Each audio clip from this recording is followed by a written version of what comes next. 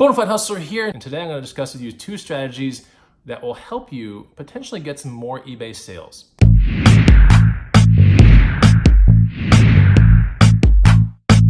What's going on, guys and gals? Chris the Bonafide Hustler coming to you live from the inside of my living room, and today I'm going to talk to you about eBay sales and potentially how to spike them. Don't forget to get the free guide at bonafidehustler.com. It's an amazing guide, especially if you deal with eBay. These items, those 50 items, you can find at garage sales and thrift stores, and definitely flip those things on eBay. Go get it for free at bonafidehustler.com. All right, so the topic of this video are two strategies that you can use to potentially spike your eBay sales. I've tried these two strategies out. One came from an actual subscriber about a month and a half ago, and then the other one, I just kind of noticed it as I was tinkering with things weeks ago. I just noticed that some of these things were kind of, I don't know, it's hard to explain. So you'll see what I talk about in number two.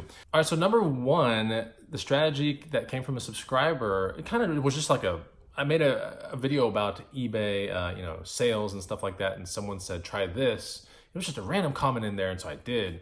And so the concept is to end all of your listings and then restart them again as a sell similar listing, okay? Not as a relist, but as a sell similar. So if you go to your main seller dashboard and you go to your active listings, you highlight all of them, and then you press end, okay? It's like, I think it's under the action keys. And it's really kind of hard to see end button, honestly. But you press end, it'll say, do you want to confirm ending all these listings? And it gets kind of scary, honestly. So yeah, you press end right there, and from there it goes to your unsold folder. All right, so at your unsold folder, you're gonna want to highlight all of them and then press the sell similar key, all right? Not a relist key, but a sell similar key. And basically what that does, as I understand it, is it creates brand new listings that land on eBay. These are listings that have no duration to them, no watchers, no nothing, no real history to them whatsoever. The same listings that you've already created. You don't have to take any more pictures, do any more different titles, or even adjust any descriptions. These are your exact same listings. Now, by doing this, a couple things will happen. So I have a store on eBay, but I believe that's what it is. It's like a $60 store option, and it gives me 1,000 listings or basically relistings a month. And so I cruise around about 150 to 200 listings at any given time. That's usually where I end up. So with this strategy, I can press the sell similar key, delete all my listings, hit the sell similar key on average about 4 to 6 times a month if I want to. Now, if you do this and you have you lose your insertion fees by doing this. But if you don't have any insertion fees in the first place, then you're fine.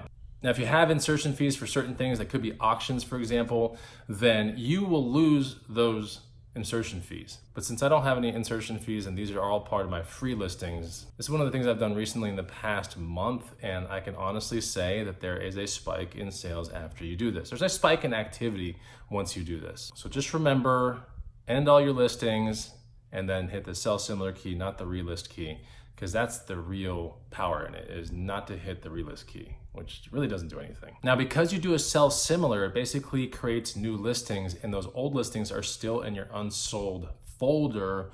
It's in your best interest to, once your listings are alive and running, you press sell similar and everything's good to go and all your listings are back to normal, to go in that unsold folder, highlight all those, and then delete them out. So you don't get confused on what truly is unsold versus what is active in your store. So that's one thing that I have done.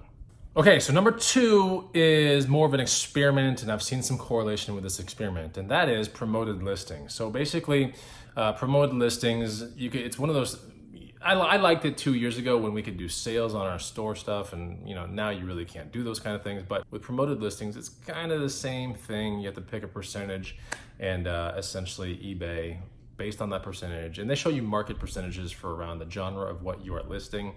But essentially with promoted listings, it helps get your listing in front of the buyer's face for a little bit more cut on eBay's side, as I understand it. And I've noticed now that some of my items are selling through promoted listings. I would say about a third of them are connected to promoted listings now. And you can see that on your laptop or on your desktop version of eBay.